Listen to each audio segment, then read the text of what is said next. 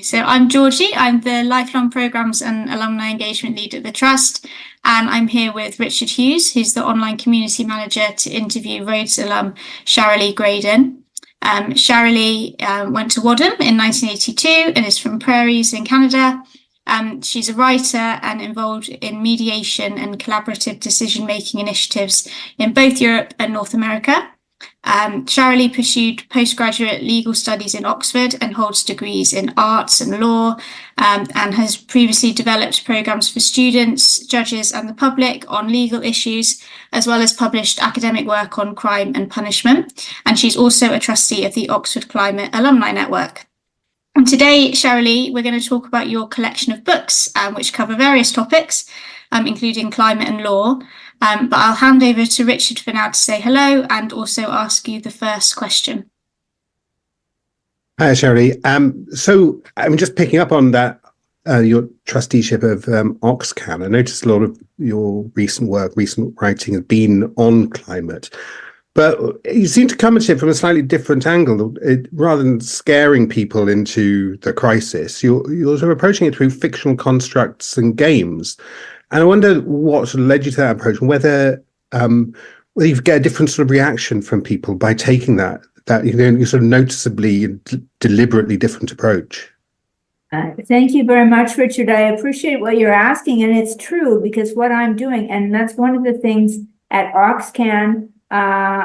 We were chatting quite a lot about COP28, which I attended this year and was very pleased to have attended. And I wrote a very positive an article, which has recently been published about the COP, saying I call it a ray of hope, sort of saying, trying to be as positive as possible, because climate change is a very scary topic. And our environmental crisis that we're facing is a very frightening topic. If we talk about plastic pollution, it's a frightening topic because, it has a lot of impacts on the marine life and on human life as well. So my thoughts are, it's best to try and engage people positively, to try and get them to be aware of the issues, and then to look at what they might be able to do to play a part in trying to deal with these issues, manage the issues.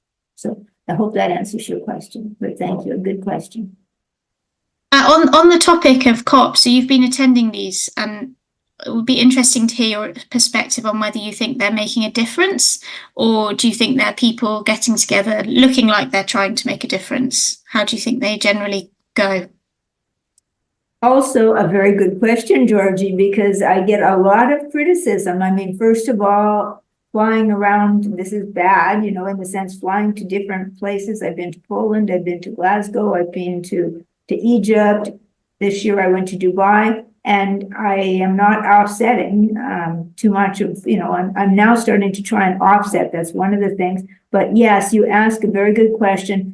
My thoughts, and this year I specifically spoke, I had the opportunity to speak to the president of COP28, the Sultan, who's, I'm not going to say his name probably, so I'll just say the president of COP28. And I indicated to him, it may have been my perspective as an intergovernmental representative, which gave me perhaps a little bit more of a high profile. So I was able to watch what was happening at the intergovernmental meetings, and people were moving forward this time. And I said to the president, I said, this is one of the first COPs that I've seen. I did see as well at Glasgow. I said that was a very important COP.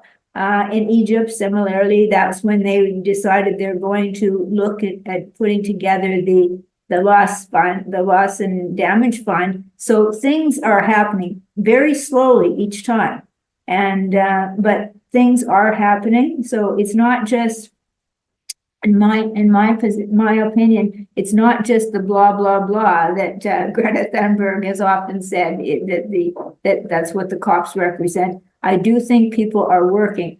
I'm going to say too slowly, but they're trying to do something. And I would say this time at COP28, this has been, I'm not going to say an earth-shaking result. It's a consensus to try and move away, to transition away from fossil fuels. So, what will happen? is in the hands of the parties. It's not in the hands of the UN, of the United Nations. I mean, I'm sure if they wish they could look after it, but they're not. I mean, they have to look at what the parties to the people around the world and the countries around the world want to do. So I would say, yes, it's moving forward, but very slowly. We don't have too much time, so we have to work a little bit harder. I think we could probably spend the whole time just on COP, couldn't we? But to go back to the books, Yeah, that's a little bit better. we noticed that there's a very interactive books that you need to really engage with and think about rather than passively read. It's quite an unusual style. Was there particular, what inspired you to take that approach? I mean, other books that you've read that in a similar sort of format that inspired you to take that format? No, I can't say that there are other books that inspired me to do this. I would say that it's very likely because I am an academic and I taught, for example, sentencing at the University of Alberta. And so I wanted to engage my students in the area of sentencing. And so, and especially when you're moving back and forth from European school universities to North American universities, you really sometimes have to work hard to engage your students. People act differently in the two different areas. In the University of Alberta, for example, where I taught, as opposed to England, where I also, in Wales, where I taught. So my thoughts are, my first book was The Judgment Game, and that's a book about criminal offenses. And so that is the first book, and that's where I adopted that approach, giving the people who read the book the chance to be, and they're not judges. I made it very clear. You're not a judge, you are a decision maker. So you decide what the penalties or the response to the crimes. Each situation was a crime. They were real situations made into fiction, change of name, change of situations, but all of them are real situations, criminal offenses. And so I said it allows the people, one thing that inspired me is when people are watching television and they're shouting at the television, here's what you should do. They're telling the people on the television, do this, do this, do this when you're watching television. I thought this gives the people an opportunity to do what they're saying to the television people should be done. So just sorry, Georgie, just to dive in before your question there. For people not familiar, I mean, The Judgment Game, as I understand, comes with a sort of a companion book of sort of almost a workbook to work through the issues raised in The Judgment Game. Is that right? And that's kind of the format you adopted there. That's correct. And actually, there are two books. The first one, The Judgment Game, is a situation where the person who reads the book answers the question right in the book. And you work through the book. And as you go through the book, you are playing a game as well to follow the book, to answer the questions. And then at the end, it has some questions that you have to answer. It's not too difficult to win the award at the Judgment Game. You just have to read the book and answer the questions pretty much. And then you win your prize at the end of this book. The second book is called Let's Play the Game. And that one, the first book is the people who read the book answer the questions. The second book is also based on the Judgment Game book, same set of stories. But this time, it's not just one person who answers the questions. You need to work together with someone. You could have at least two people. You could work with a community, like 4 people, 5 people. So it was more for book clubs and things like that for the second book. Yeah. There's an element of world building that seems to run through your books. You reference the country Torsia in more than one of them, and our impression is that it's pitched as the model country. And we wondered if that's true, if that's a true comparison. How does it compare to real countries, and where your idea for this came from? That's also a very good question, because my country Torsia is not a model country. It's the worst country in the world. It's if you read the book, it says it's full of greed and sex and violence, and I mean, I don't know, you can think about which countries I might have based it on. I'm not going to say which ones, but you can imagine. So that one is not Canada. I'm going to say that it's not Canada because I'm Canadian. So I'm going to tell, because on my podcast, I want to make sure that Canadians don't think that I wrote this book about Canada, because it's not about Canada. And I've lived in England as well. So I don't know. I don't think it's about England as well. So I don't know which country it might be. There's many countries in the world that you can choose from, but it's a country that has a lot of problems. I mean, people, you know, as I said, sex, greed, addictions. And so it's really now for the people to try and work through those problems. And one of the things in the book, you have all the law at the back of the book. I tried to write, so I was doing legislation a little bit. And that's one of the things that I found working for Oxcan. I just finished writing their policies, and I'm thinking, okay, I guess that's what I'm good at, is doing legislative work. So I did that in the judgment game. I wrote, and I must say I based it on legal work that's from other countries, not all from Canada, not all from different parts of the world. So anyway, so that's the basis of that book. Do you think that by kind of abstracting it into a fictional country rather than saying, well, this is this country, do you think people react differently to that? Does it take some of the emotion out of that's my country you're criticizing? You know, that can't be Canada, as you say. Do you think that actually helps the debate? I mean, because you've used it both in the legal framework and also in climate writing as well, haven't you? And do you think it helps people look at it a bit more objectively by divorcing it from names of real countries?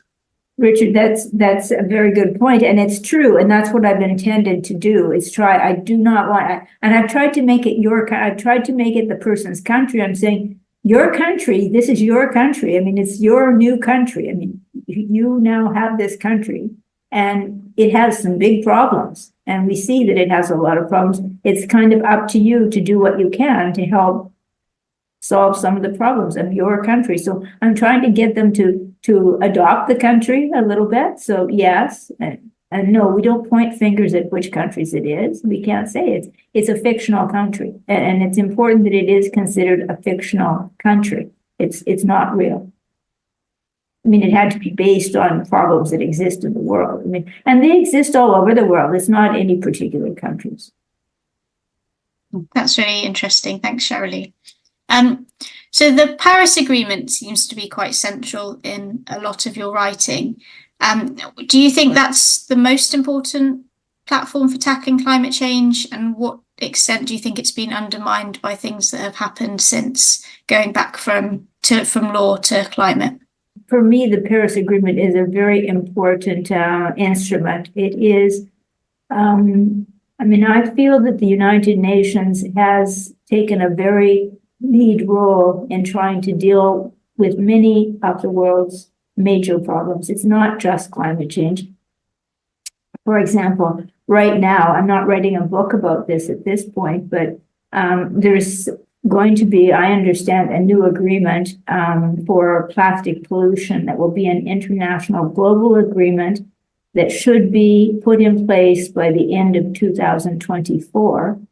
And that will look at the problems that are happening because of plastic pollution and try and get the countries around the world to come together to address this. So each time I try to deal with issues that have a positive side, because there are, I don't want to adopt a doom and gloom sort of approach to all of the questions that we could. I mean, some people do. But I think the reason we noticed Paris, you keep coming back to that in numbers of bits of writing. It just sort of stood out to us as we were looking through the body of work, as it seemed to be something you considered very, very, very significant. Are we misreading that, or is it just one of many, do you think? Well, I think one of the things that I find the Paris Agreement, it has some very visual components that are, for me, very impressive. I mean, in the book for the young people, This is Planet Earth, My Story, that is a book that's aimed for young people, and it's to try and talk about biodiversity, to talk about climate issues, And one of the things I use is, and I've had the graphic artists that work with me, develop, I call them icons, but they're just graphic designs of the Paris, of the Eiffel Tower. And then when the United States decided it was going to get out of the area of climate change, it's going to back off the Paris Agreement.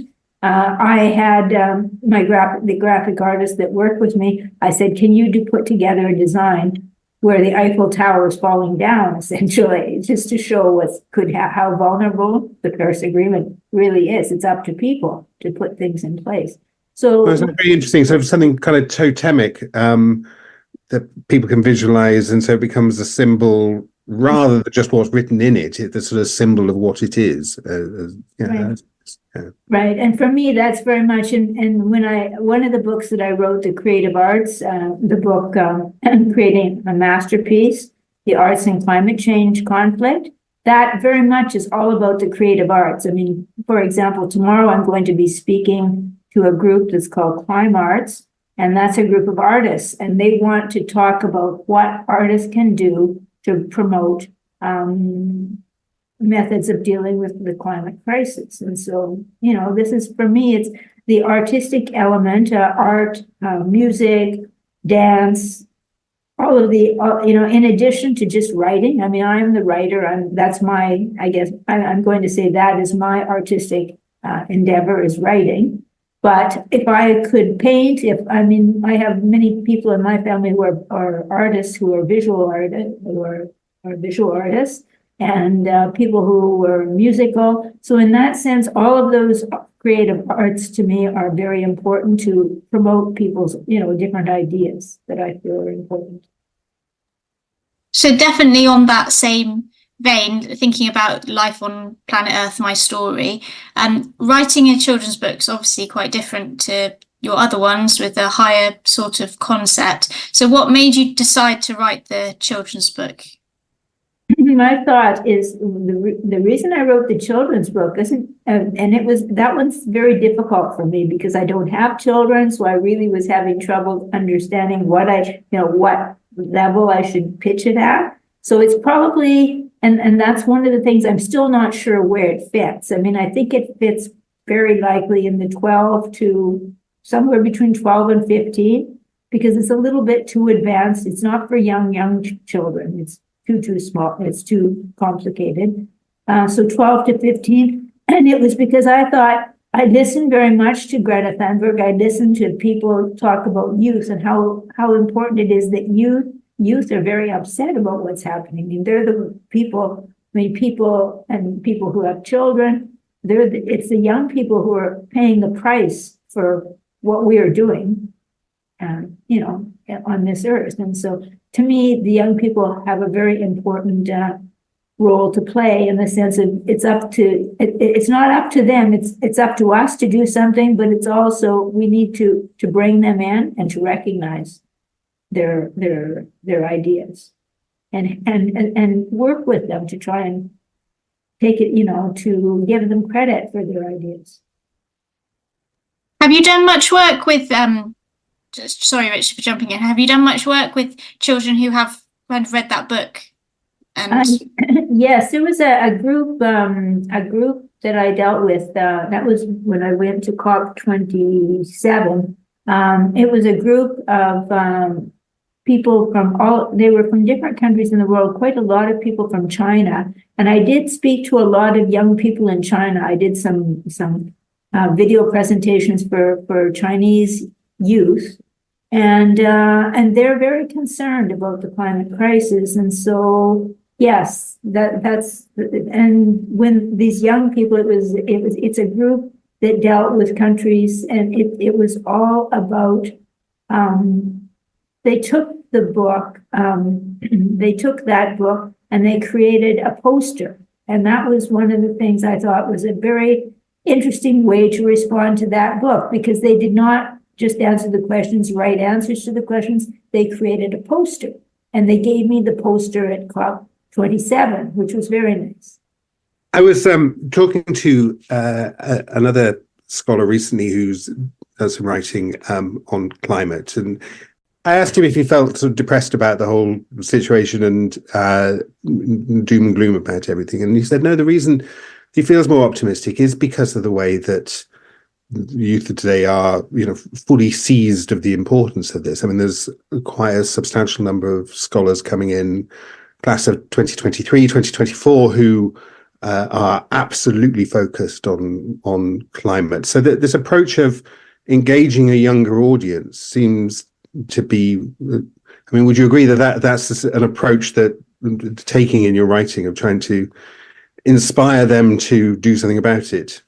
Exactly. Exactly. I agree completely with that, because that's what the book for the youth is all about. It's trying to engage them, trying to inspire them to look at these, and something as simple as the Paris Agreement. I mean, I say the basic principle of the Paris Agreement, Article 2, which is what the Paris Agreement trying to limit our emissions, and it's very basic, but it's something that the young people can work with, take and use in the work that they do in the future. So very much, I'm in agreement with the other scholar that you spoke to. But yeah, it can be, you could say it can be depressing, and I know often people, people say, it looks, there's nothing we can do, just forget it, just get on with life. And I said, no, we have to keep trying. Even though I don't have children, I want to say, we need to keep trying, not just for our children, but for the animals, for the creatures of this world. So for me, it's worth doing. So one of your books, Charalee, is called Can We Save the Human Race? So thinking about Richard's last question, talking about Rhodes Scholars, do you have any advice for the younger scholars of today of what they can do to save the human race? It's so funny because that's good, because that's very much a fiction book. The Can We Save the Human Race? Because that one is based on the fact that we're the human race, because of climate change, because of the problems that we have. The human race is not going to survive, so we're looking for a new planet. So it's a fictional book completely, and then it's also involved with cloning, because that was going on a few years ago. I mean, that was the big thing. We're cloning people, and now it's AI. I mean, before AI, it was cloning, and so I've written in both areas, cloning and AI, and so this was my cloning book. So I have this young woman who is looking at, she's a journalist, and she's trying to deal with these clones. And I'm going to say what, fortunately or unfortunately, she falls in love with one of the clones. So from there, that's what my book is about. The lady who is a journalist who is studying the clones and there's this hospital. I mean, some people say it's a lot like One Flew Over the Cuckoo's Nest. I suppose that would be the book that inspired this book. Although it's not based on real life, do you have any advice on what Rhodes Scholars, others who aren't Rhodes Scholars, anyone can do today to make the world a better place, thinking about climate? I would say just do what's inspiring for you, and try and take what is inspiring for you. For example, when I did my doctorate degree, in mediation and conflict resolution. And I said, I have to do something that interests me. I'll be just, if you ask me to write about something really technical, it's just too boring. I can't deal with it. I don't want to do any of that anymore. And so I said, I want to write about the creative arts, because that, to me, I'm inspired by painting and by the creative arts. And so I'm going to say to the young Rhodes Scholars, take what is interesting to you. I mean, whether it doesn't have to be climate change, obviously. I mean, people have so many different interests. I'd say take what is interesting to you and then run with it. And that's how you'll change. That's how you'll make that change. It's interesting that what you said there about the work with Oxcan, you've perhaps ended up writing some of the legal bits about climate and sort of bringing the two together. Was there some moment that made you think I need to change focus here, or has it been a gradual thing? I'm going to say that it has been a very gradual thing. one of the things that I will also say is I don't know that this is the case for everyone, but for me, once you're a lawyer and once you're trained as a lawyer, it doesn't go away. It's with you until I think the day that I die, I will be doing something. Yeah, it's legal. It's kind of in my brain. It's my brain works in that very legal mindset, I guess, if we could say that. So it's something that, and with climate change and many of the things that I'm now writing, for example, now I'm doing a lot of work with the university that I work for, that I'm teaching climate change. I'm also teaching mediation, and I'm teaching restorative justice. So all of these are different areas that move from, and so if you ask that question, like what inspired me, all of the areas that I'm working in inspired me, because I have these courses in mediation, which is the alternative dispute resolution, moving away from pure law. And then I have cases again in restorative justice, again, moving away from pure law. But part of me is always torn to go back to pure law, which is my policies and areas like that. And so in climate change, they are instruments that are international law. So again, when we're dealing with international law, so all of these are, I'm still caught up in this legal world in whatever perspective, climate change, all of it's legal. So you just mentioned what you're working on at the moment, but are you planning on writing any more books or publishing anytime soon? Well, it's interesting because I just actually spoke to one of the people at Euclid University where I'm teaching, and I said perhaps I could edit some of the work that our academics have done in the areas of biodiversity and climate change, because I was thinking, I don't want to write anything right at the moment, but it seems to me that I have some skills that I could help edit for some of the things that have been done by other people. Thanks, Charalee. So we've come to the end of our kind of planned questions now. Do you have any final thoughts you'd like to share with anyone listening? I'd like to say that I'm very happy to be able to do this podcast and to talk to people about my books. And I'm going to say that I hope people will read some of the books and allow your students, if you're in the academic world, also if you want to just read my fun book about Can We Save the Human Race. I know people used to think that was one that was going to be about climate change. It's not. It's about falling in love. So there you are. And I said this is my most romantic book. Thank you. Thanks very much for being here with us today. It's been really fascinating to hear about your perspectives and your work and your stories, and we're looking forward to seeing what you work on next and what comes out of that. And we'll put your website in the description of this as well, so people can head to that if they want to see all of your books and more information about what you're up to. But thank you so much for joining. And I just wanted to thank Rhodes House. Can I just have one moment? Yeah. Okay. I just want to have I did want to say one moment to thank Rhodes House for allowing me to do this podcast, but also to encourage other Rhodes scholars to continue fighting the world's fight, which is what we are doing. So thank you very much, Rhodes House.